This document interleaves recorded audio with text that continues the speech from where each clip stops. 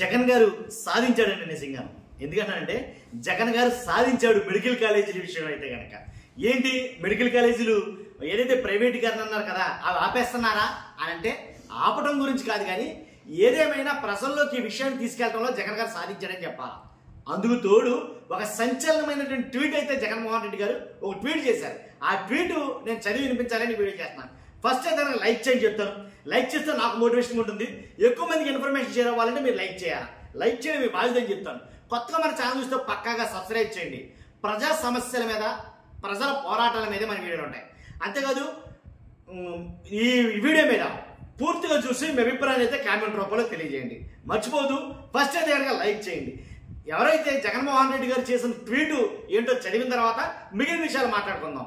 ఏంటంటే నారా చంద్రబాబు నాయుడు గారు ప్రజారోగ్య రంగాన్ని, పేదల ఆరోగ్య భద్రతను కాపాడుకునేందుకు మెడికల్ కాలేజీల ప్రైవేటీకరణ వ్యతిరేకిస్తూ ప్రజల తరపున వారి గొంతును గట్టిగా వినిపిస్తూ వారితో కలిసి వైఎస్ఆర్సీపీ యూత్ స్టూడెంట్ విభాగాల నేతృత్వంలో చేపట్టిన శాంతియుత ఆందోళనలు, ర్యాలీలను ఎందుకు పాశవికంగా అడ్డుకోవాలనుకున్నారు అని చంద్రబాబు నాయుడు గారిని అడుగుతూ ఈ ట్వీట్ చేశారు. ఆయన లాఠీ ఛార్జీలు ఎందుకు చేశారు, గృహ నిర్బంధాలు, అరెస్టులు ఎందుకు చేశారు, ఈ రాష్ట్రంలో అసలు ప్రజాస్వామ్యం అనేది ఉందా, ప్రజల తరపున నిరసన తెలిపే రాజ్యాంగపరమైన హక్కులను కాలరాస్తారా, మీరు స్కాములు చేస్తూ తరతరాల ప్రజల ఆస్తులైన గవర్నమెంట్ మెడికల్ కాలేజీలను మీ అనునయులకు అమ్మేస్తుంటే వాటిని ప్రశ్నించకూడదా, ప్రజల తరపున గొంతెత్తితే అణిచివేస్తారా, మెడికల్ కాలేజీల ప్రైవేటీకరణ వ్యతిరేకిస్తూ ఇటు అసెంబ్లీ వెలుపల కూడా మా పార్టీ ఎమ్మెల్సీలు నిరసన తెలుపుతుంటే పోలీసుల చేత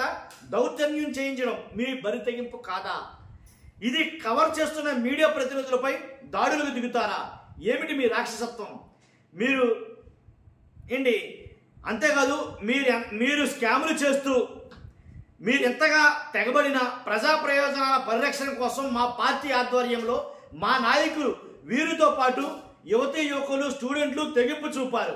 ప్రజల పక్షాన నిలిచి అటు శాసన మండలిలోను ఇటు మెడికల్ కాలేజీల ఆవరణలోను విజయవంతంగా ఆందోళన కార్యక్రమాలు నిర్వహించారు. ఇందులో పాల్గొన్న వారందరికీ అభినందనలు తెలియజేస్తూ ఈ ట్వీట్ చేశాడు ఆయన. కాబట్టి ఇంకో మాట చెప్పాల్సి వస్తే కనుక మీకు మాట చెప్పాల్సి వస్తే ఏంటంటే ఖచ్చితంగా వైఎస్ఆర్సీపీ ఏదైతే పోరుబాట లేదు, వైఎస్ఆర్సీపీ సేవ్ ద మెడికల్ కాలేజీలు, సేవ్ అలాగే మెడికల్ కాలేజీలను ఏదైతే ఒక కార్యక్రమం ఈరోజు నిర్వహించారో ఇది చాలా అద్భుతంగా సక్సెస్ అయిందని చెప్పాలా.